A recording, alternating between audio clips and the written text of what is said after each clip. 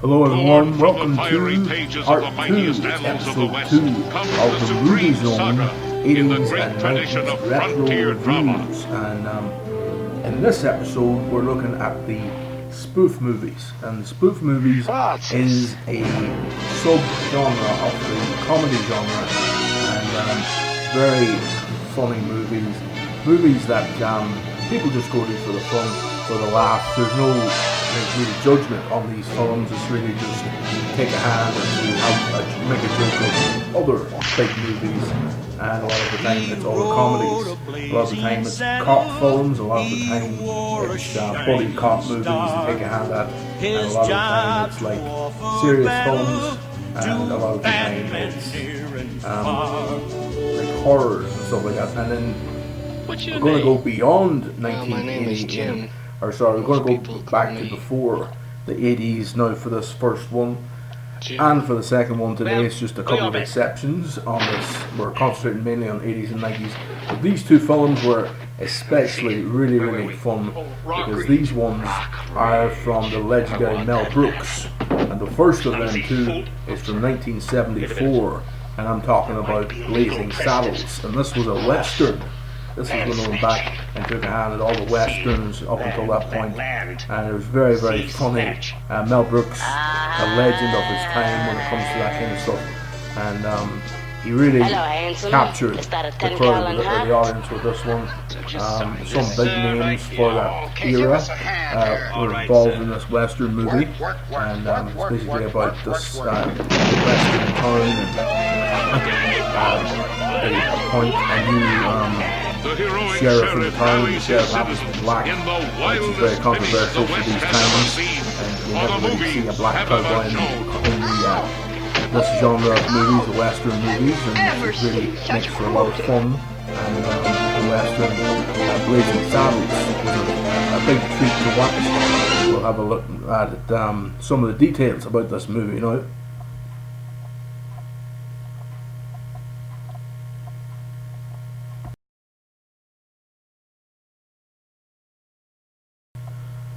So, Blazing Saddles really, it was of course directed and also starred Mel Brooks, and we can see here now some stuff about this particular film. It had a rating of 7.8 out of 10 on IMDb, which is very good for this genre. You very rarely would get a rating like that for a spoof movie. Other big names involved in this one were Gene Wilder, who's well known as Willy Wonka and the original Willy Wonka and the Chocolate Factory. He's been in great films with the likes, there's been a series of great films with the likes of Richard Pryor. Of course, one comes to mind being See No Evil, Hear No Evil. Another great film he was in with Richard Pryor was the brilliant Silver Streak. Cleavon Little and Slim Pickens were also two of the big names in that particular film, Blazing Saddles. Mel Brooks wrote it along with Norman Steinberg. Also, Mel Brooks directs, as I said.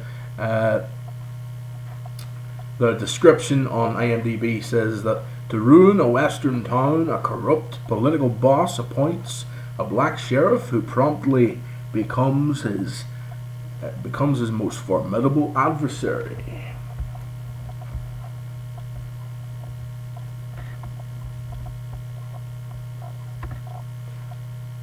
So yes, indeed, this film probably one of my favorite all-time comedies, and in that particular genre, which is spoofs, which we're looking at here now, it's probably one of the best spoofs out there. So you've seen a clip of it while I was talking there earlier. So we're going to move on to the next film that we're going to talk about, and that film is I'll just go into setting it up for you here now. Let's have a wee look at the clip of it.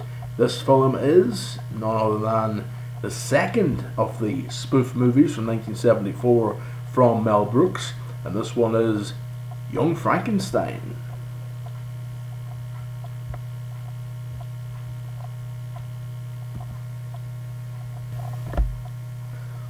Well, now, as you see here in this clip, it's a clip of the film, of course, presented by 20th Century Fox and Mel Brooks, Young Frankenstein. This one was a gimmick, or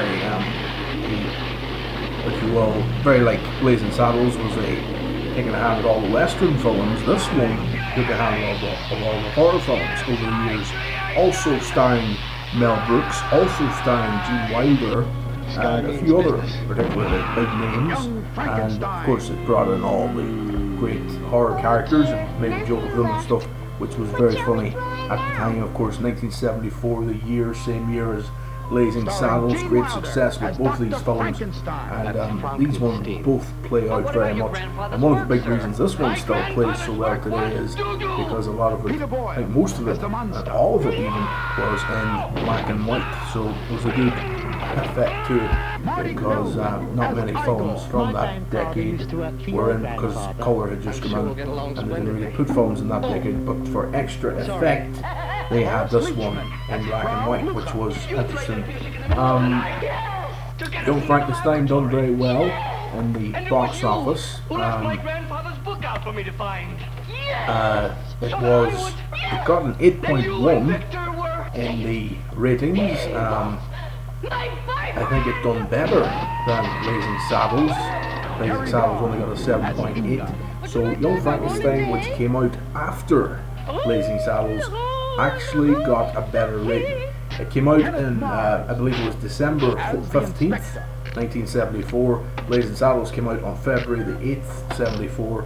So there was nearly a year between the two, but they were in the same year of release. It starred Gene Wilder, as I was saying. It also starred Madeline Kahn, Marty Feldman, among others. To be back by 11:30. It was written by Mel Brooks and Gene Wilder, interestingly enough. Wilder done the story and the screenplay for this one, and Mel Brooks concentrated on the screenplay and the story as well. So the two of them were very much in charge, but Brooks, of course, took the helm once again as director. Personally directed by Mel. Blazing Saddles. A couple of names, interestingly to note for this one, were let's just see, was there any other big names in this? And there wasn't really. Thought there might have been there, but there wasn't. The film really is about a young neurosurgeon who is played by Gene Wilder, inherits the castle of his grandfather, was the famous Dr. Victor von Frankenstein, and in the castle he finds Igor, and but actually just last week I went to see the new film, which was Victor Frankenstein, and it was all about Victor and Igor and stuff, and it was very interesting. It was all about that whole story of, and it wasn't a gimmick movie like this, it wasn't a spoof, but it was about that whole retelling of that story, set in London and stuff. Very interesting stuff. Not big into the horror genre, but I appreciate a good movie, the way it was a good story told, you know what I mean? And that was, I love all that fictional stuff as well, so it's all good. But yes indeed, always fun to see one of these big classic stories retold in different ways. And a way that I didn't like the Frankenstein story told was the way that they totally changed it all up for that I, Frankenstein a couple of years ago, which starred Aaron Eckhart. Didn't like that too much. I enjoyed Mary Shelley's Frankenstein, which was the film from the mid-90s, which starred Robert De Niro as the monster, but and of course also featured Kenneth Branagh, who is also a powerhouse actor, which helped the film. But indeed, that was a great film, and it was of course titled Mary Shelley's Frankenstein because she is the original writer of Frankenstein.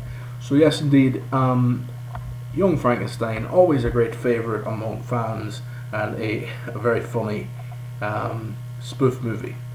So there you go. Well, we're going to move on now. We're going to talk about the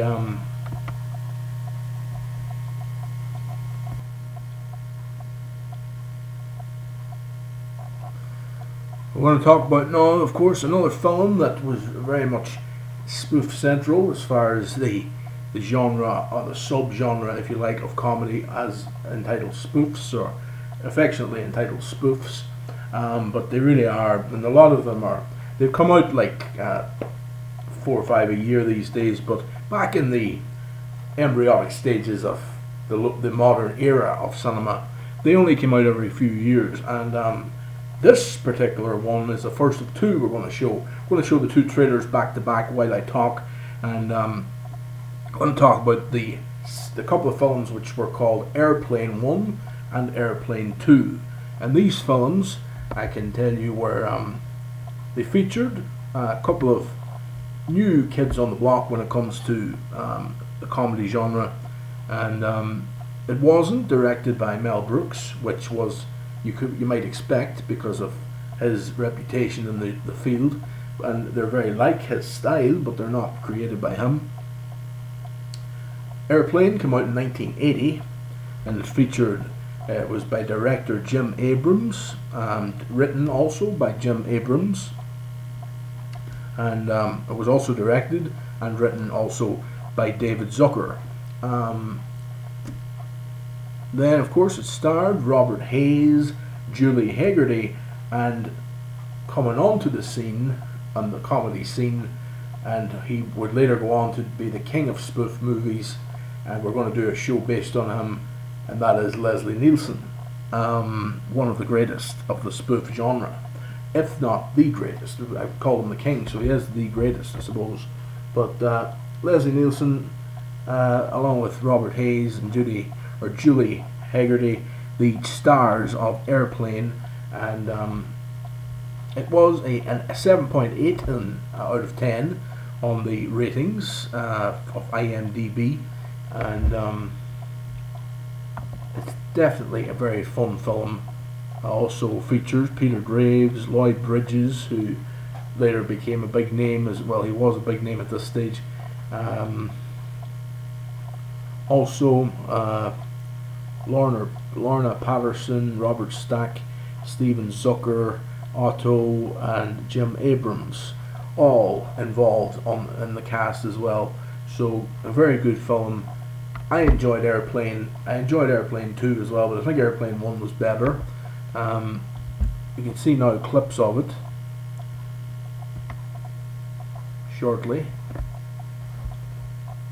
I think the first one is always, with a lot of these type films, the original's always better. The second can be hit and miss. With this particular genre, I think the original is probably the better one. Later on, we're going to talk about Loaded Weapon, and it was titled actually National Lampoon's Loaded Weapon 1, because it was taking a hand at the likes of Lethal Weapon and other kind of buddy cop movies of the time, and they were going to do sequels, but it didn't work out that way. It was, of course, Emilio Estevez and Samuel L. Jackson taking the roles of Merton Riggs, or the supposed, but it was very funny because, of course, they originally are Mel Gibson and Danny Glover. But this particular one, we'll go back to talking about Airplane now for a minute. Let's have a look at the clips here for this great film.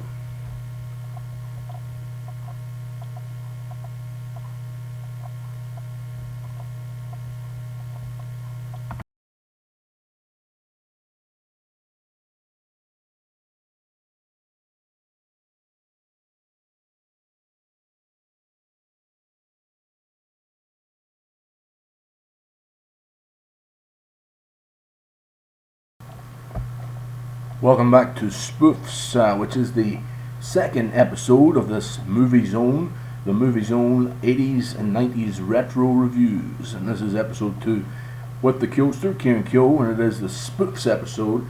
And we, of course, brought you the other day, we brought you the first episode, which was all about weird comedy movies. But the series last year was all about 80s comedies. This year we've changed it up a bit. It's all the 80s and 90s, and a few 70s movies were mentioned on this show as well, but it's 80s and 90s retro reviews, and it is all about spoofs. And the spoofs is a subgenre of comedy, and we've talked about films such as Blazing Saddles and Young Frankenstein from the 70s. of course, films by the one and only Mel Brooks. And then we talked about Airplane and Airplane 2. But now we're going to move on and we're going to talk about a film by Mel Brooks once again. And it was a 1987 film, and it was Spaceballs. Now you may be aware, unless you're living under a rock for the last few months, that indeed today is the release of Star Wars The Force Awakens. And Star Wars is, of course, a great global franchise which started back in 1978 or 77, was it, around that time. And it was, of course, so many big names in Star Wars, like Darth Vader, Luke Skywalker, Han Solo, Obi-Wan Kenobi, all the rest. And who can forget Chewbacca? But yes, Star Wars, such a big film franchise. And of course, everybody thought the saga was over after the third one, which was The Return of the Jedi, or Empire Strikes Back. It was Star Wars 1, then Empire Strikes Back, and then I think it was Return of the Jedi, and then there was the Episode 1, which was The Phantom Menace in 1999, when the Star Wars franchise kind of rebooted. Well, it was given a prequel. It was the first time we ever heard of a prequel, I think, in that sense. But then it was the second one, which I believe was Revenge of the Sith, and then there was the one Attack of the Clones. So there were the three episodes 1, 2, and 3. So they were a sequel to the original three movies. So then Episode 1, or then the first movie, was renamed Star Wars: A New Hope. And then, of course, now we are seeing there was a few alternative Star Wars movies in between, including the one the animated series, The Clone Wars. But they were like filler shows in between the big movies. But now, this year, is the start of the 3 movies that are going to be after the first 6 movies. And so the story continues on in the 7th movie now, which is Star Wars The Force Awakens. So it's a franchise that has lasted throughout everybody's lifetime, and it's a really cool franchise. I was never really a fanatic of Star Wars, but I know that a lot of people are, and there's 60, 70-year-olds that are going to this and queuing up for these cinema tickets, just like a lot of teenagers would, because they're so into the Star Wars franchise, which is stretched out throughout their lifetimes. But what you're seeing on your screens while I'm talking is Spaceballs, and Spaceballs is like the spoof of Star Wars. And Spaceballs featured, of course, Mel Brooks was the guy that brought this to the screen. Such a legend in his field of the spoof comedies. He got the bad guy, and this is not Darth Vader, but it is Darth Helmet. And it stars, of course, the very funny at the time. It's still funny, but at the time he was such a geeky kind of look to him, such a geeky personality.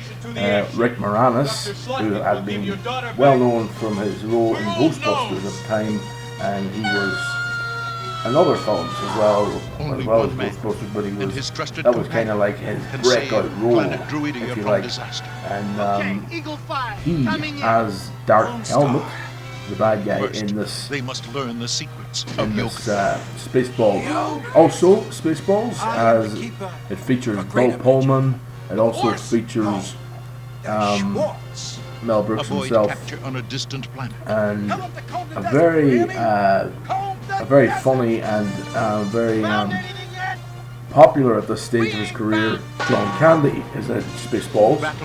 He plays Bill Pullman's dog in the movie, and he's kind of like the answer to Chewbacca, but he plays a dog, a human dog, or a humanoid dog. So it's very funny. It's just every minute or two there's a spoof on something like a Star Wars or something out of another film that was out leading up to this, and it's just it's a horror laugh to watch. and I definitely recommend this if you've never delved into this one to look at it. I would definitely recommend Spaceballs. So that was a few clips from that movie. How do I know you're not making faces at me under that thing? And may the Schwartz be with you!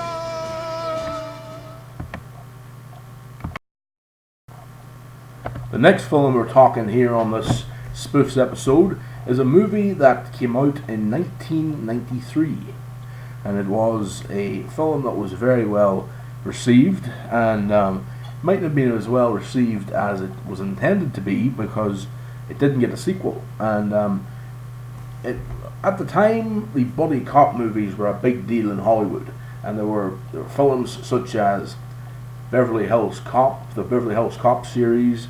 There was films like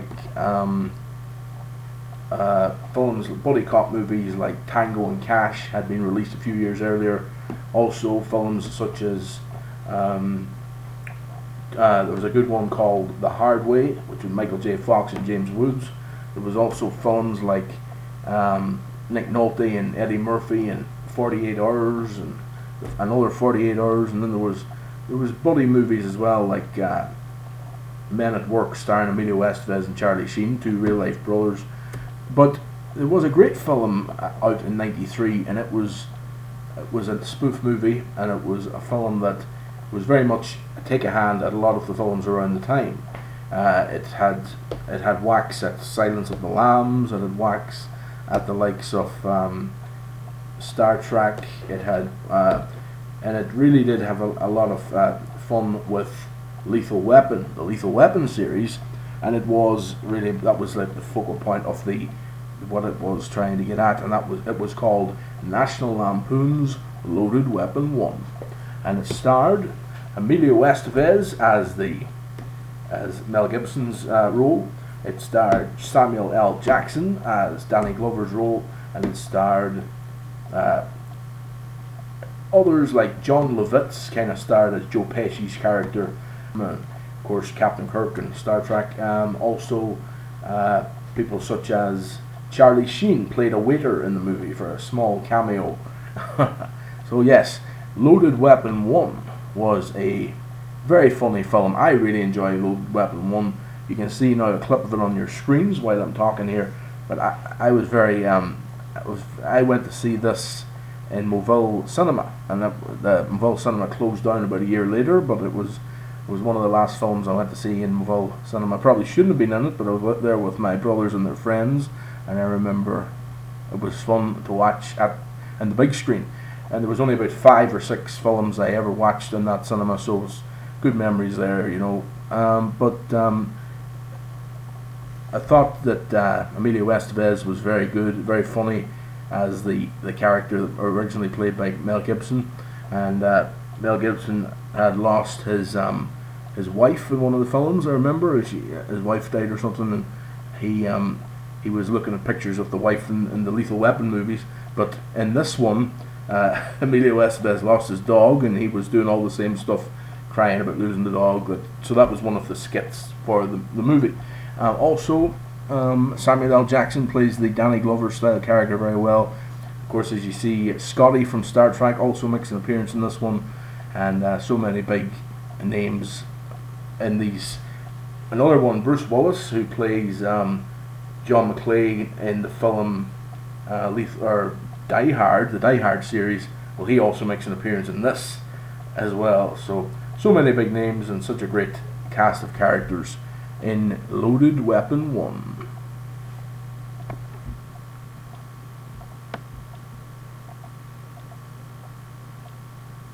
Others like John Lovitz kind of starred as Joe Pesci's character. People like Tim Curry starred as the bad guy in it, as the main bad guy. And then you had others making appearances in the movie, like William Shatner appeared in the film.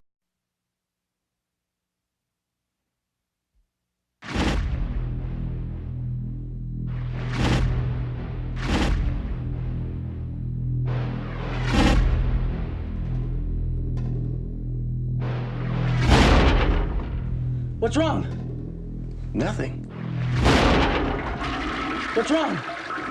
Nothing. National Lampoons. Loaded Weapon 1.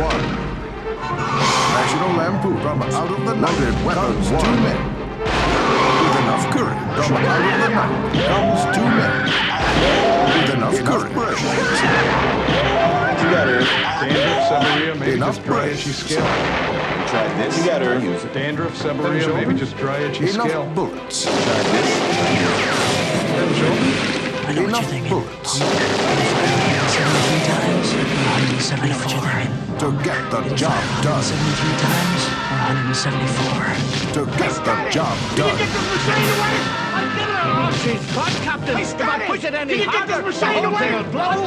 New Line Cinema presents the cop movie to end all cop presents the cop movie to end all cop movies. Give me a name. Were your parents supposed to do that? Give me a name. Hey, Were Sarge. your parents supposed It's to do tingling. That means it's working. Hey, Sarge. It's tingling. That means Only it's when I'm working. naked. You sleep in the nude. Only when I'm naked.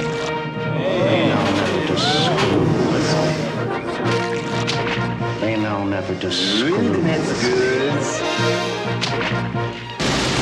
Reading is good.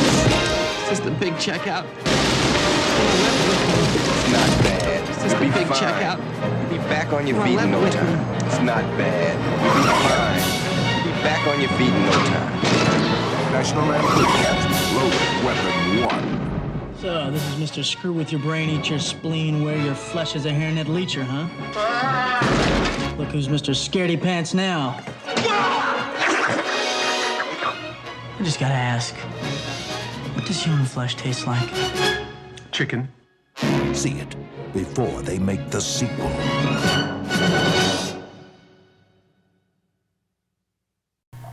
Well, Loaded Weapon 1, one of my favorites of all the spoof movies. We're going to move on to another one now in a second. You are listening to the Killster 4. You are watching the video. You hear my voice, but you're watching this episode of the 80s and 90s retro reviews. And this is the Killster with you, King Kill, on YouTube, CKTV. And we're bringing you all the best spoofs and talking about them. We're going to get a few. I'm going to get a couple of mentions to a couple of films we're not able to cover in full length in this show, but Oscar, starring Sylvester Stallone, a very good film, very funny, kind of a take on The Godfather, a funny take on The Godfather. Also, that was a '93 film, Oscar. Also, a film from the late '70s called Top Secret, and that was good fun as well. It was a kind of a spoof on all the spy films like James Bond, etc. So that was funny stuff as well. Well, now we're going to talk about Canadian Bacon, a film starring John Candy from 1995. And it's all about the US going to war with Canada. Who would have thought you would have a film about that? But it's very, very funny. It's all the people in the White House telling the president all the reasons why they should start a war with Canada and stuff, all telling the president all this stuff. And John Candy, of course, plays the American. He's actually a Canadian, but he plays an American in it who's trying to take down the Canadians in Montreal, which is in Toronto at Niagara Falls. He's like a guy, a security guard in Niagara Falls, and him and his buddies try and be on the front line for the states in this kind of petty war they have, and it's very funny, very, very funny film indeed. Candy, who is renowned for his funny, kind of clumsy style characters, is no less. He is brilliant in this one, and other names in there as well, other familiar faces in that film. But Canadian Bacon, definitely one of my favourite spoof style films. It's kind of a spoof because there's a lot of spoofed stuff going on when it comes to the governments and stuff. But yes, indeed, Canadian Bacon, one of my favourites. John Candy from MGM Studios, and let's have a look at this one, Canadian Bacon.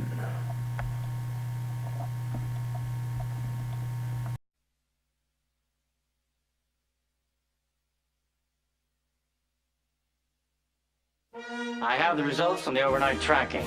You know, it's not fair. I mean, every other president had all of the Russians to blame for everything. What have I got? For an unpopular president, The voters felt that your being alive or dead had no real bearing on their daily lives. it's time to give war a chance. Dead. What are we going to do for an enemy now? A riot between Americans and Canadians broke out last night. Now, with a little inspiration, All I said was Canadian beer sucks. Give me 1 week and I'll have Americans burning maple leaves. they'll create a cause worth fighting for. Is Canadian Prime Minister Clark MacDonald a member of a satanic cult? Oh, that is stunning. Canadians are always dreaming up a lot of ways to ruin our lives. The metric system, for the love of God. Do not panic. I'm in complete control. There's a time to think. There's a time to act. And this, gentlemen, there's no time to think. Move out! Welcome to Canada. I'm your worst nightmare. I don't know what you're talking about. We got ways of making you pronounce the letter O. What we have here is a brave but misguided group of Americans who go right into Canada and kick some serious Canadian butt. Oh, Americans! Welcome to Ontario. Sportsman's paradise. Isn't it, though? John Candy, You Canadians are so sneaky. Alan Alda, Surrender pronto, or we'll level Toronto. Rhea Perlman, What does this look like to you? Never saw a white one that size. Kevin Pollak, When have you ever heard anyone say, honey, let's stay in and order some Canadian food? Rip Torn, I can't kill America's neighbors. I can. Canadian Bacon, from the director of Roger and Me. All right, now how did you know that was a nuclear facility? Well, they tricked us on that one. That's a hospital. But it's a hell of a strike.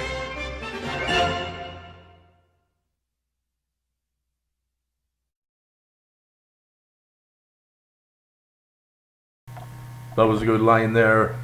Surrender pronto or we'll level Toronto. That was a good one. That was the US v Canada. Imagine if that really happened in real life. That would be something else. That was Canadian Bacon. So that was a very entertaining movie. If you haven't seen it, you should check it out, folks. Next one we're going to talk about now is another great film. By the way, that film, Canadian Bacon, was actually directed by Michael Moore, who has done a lot of controversial and very telling documentaries after that in his filmmaking career. And I know that Canadian Bacon was one of his earlier projects. But now we're going to move on to the last film in our show tonight. This is, of course, the Spoofs episode. More episodes to come over the next couple of weeks, hopefully. But this one, of course, is the Spoofs episodes of the 80s and 90s, some 70s as well, retro reviews. And this one is Robin Hood Men in Tights. Now, you may recall, in 1991, there was a film called Robin Hood, Prince of Thieves. And it starred Kevin Costner, Morgan Freeman, Christian Slater, among others. Well, in 1993, Mel Brooks decided he wants to make a spoof of the Robin Hood franchise, and he wanted to release Robin Hood Men in Tights. And he brought in Gary Lewes, whatever way you pronounce that name. Gary Ills, we'll call him. He brought him in, and also he had Richard Lewis, and also we've seen Dave Chappelle and Isaac Hayes in this particular film, and it was really a total spoof on the Robin Hood thing. And Robin Hood was played very serious in the previous film, Robin Hood, Prince of Thieves, in 91, when Costner and Hollywood had their take on the whole thing. But when Mel Brooks got his hands on it, he changed the whole picture completely. He had done so many great ones before. We mentioned about 3 or 4 of his great works on the show earlier on. But his film Robin Hood Men in Tights was one of his last big movies, and he really went to town with that one. Very entertaining stuff, all of course tongue-in-cheek because it is a spoof, but it was very entertaining all the same. And Gary Ills, very kind of a posh style Robin Hood compared to Kevin Costner, who was like the kind of warrior style Robin Hood. But I think it's worth a watch. Definitely is worth a watch. Robin Hood Men in Tights. We're going to have a look at this, and then I'm going to chat to you before we finish the show.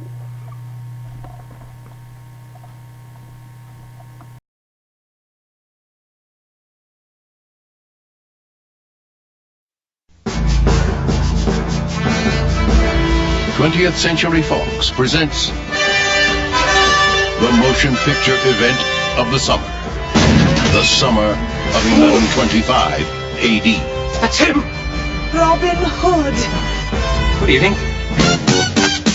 The Hoods from the Woods are back. Yo! Check it out! Little John. Ow! Prince John. More bubble! Oh, yes, now it's happening. The Sheriff of Rottingham. I challenge you to a duel. I accept. Maid Marian. A chastity belt? It's an everlast. And a Rabbi Tuckman. Come on, boys! He's the first action hero. Yeah, white men can't jump. And the last word in comedy. Why should the people listen to you? Because, unlike some other Robin Hoods, I can speak with an English accent. Robin Hood, Men in Tights, a Mel Brooks film. Yes! The legend had it coming.